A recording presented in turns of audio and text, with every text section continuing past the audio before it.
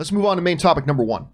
And our first main topic today gets submitted to us by Derik, who writes, "Hey, John.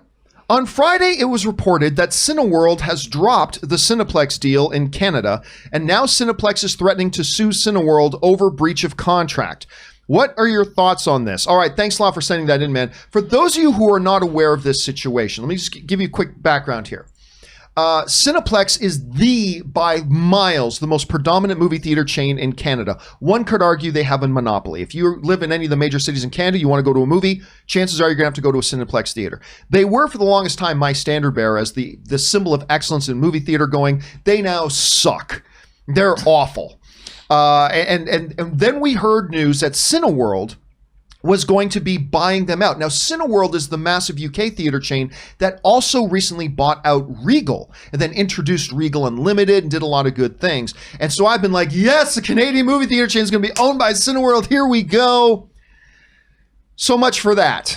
The deal, according to Cineworld, is off. They are saying that Cineplex breached in some ways, although they didn't specify how. This is what comes to us from the CBC.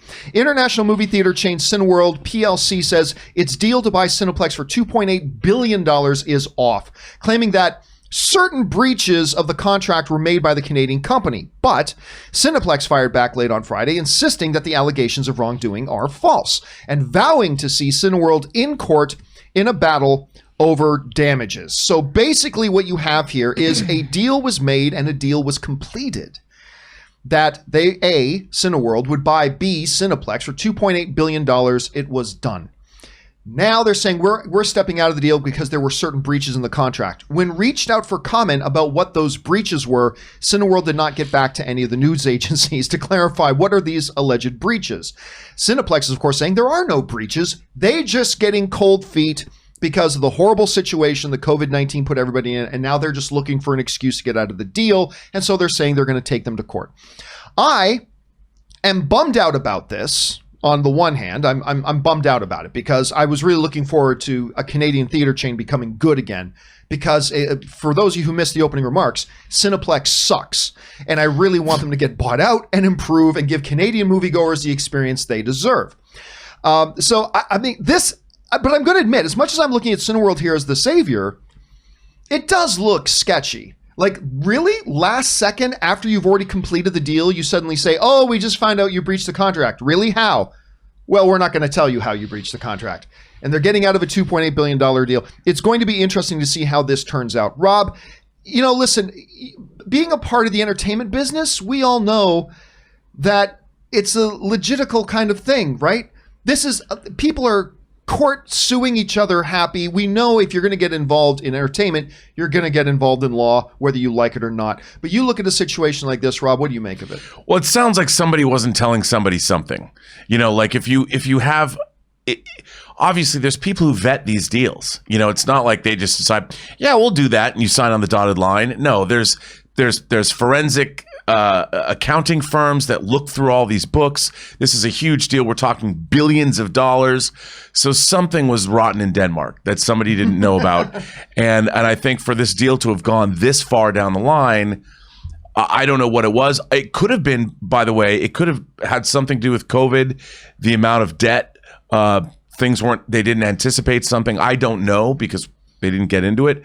But something tells me that it wasn't like somebody trying to screw somebody over. Somebody uncovered information that they didn't have at first, and they're like, oh, no.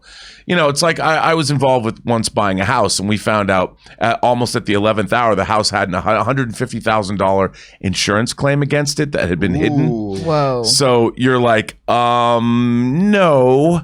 Because then you can't trust anything, and we still couldn't figure out why did it have was it the plumbing? I mean, that's a bad thing, and yeah. we went for a long way down that road, and when you find stuff like that out, it just makes everything is sketchy after that.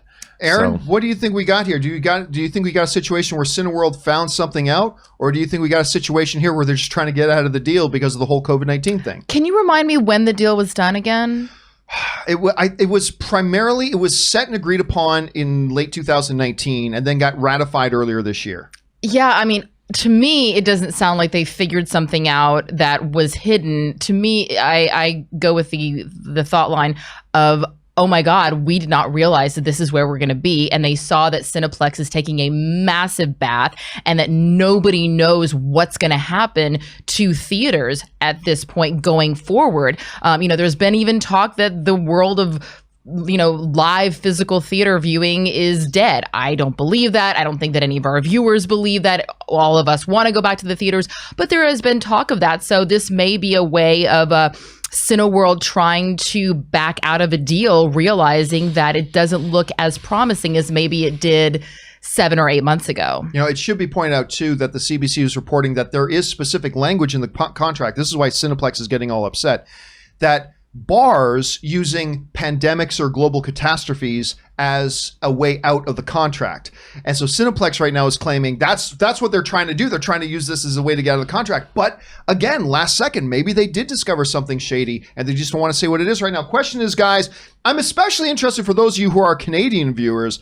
What do you guys think about the fact of this deal falling through? Do you think they'll be forced to put it back on? Do you think they'll have to pay damages? What do you think is the cause of all this? Jump down into the comment section below and let us know your thoughts.